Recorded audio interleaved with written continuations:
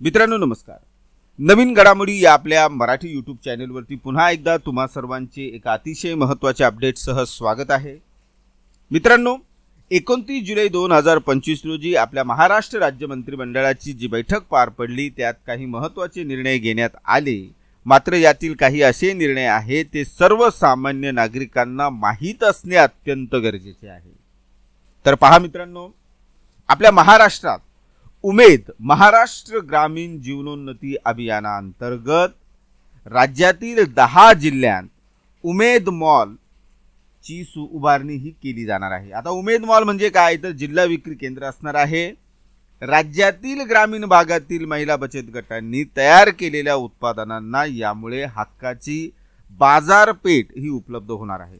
त्यामुळे ज्या महिला बचत गट आहेत त्यांच्यासाठी अत्यंत महत्त्वाची अशी ही अपडेट आहे। यानंतर दुसरा महत्त्वाचा निर्णय म्हणजे महिलांवरील अत्याचाराची प्रकरणे निकाली काढण्यासाठी गोंदिया, रत्नागिरी आणि वाशिम येथे विशेष न्यायालय स्थापन होणार आहे। त्याचप्रमाणे राज्यात मुख्यमंत्री समृद्ध पंचायत राज अभियान हे राबवले जाणार आहे। या अभियानात अत्युत्कृष्ट काम केलेल्या ग्रामपंचायत, पंचायत समिती व जिल्हा परिषद यांना प्रोत्साहन पुरस्कार देण्याचा निर्णय हा महाराष्ट्र राज्य सरकारने घेतला असून एकूण 1902 पुरस्कार हे दिले जाणार आहे।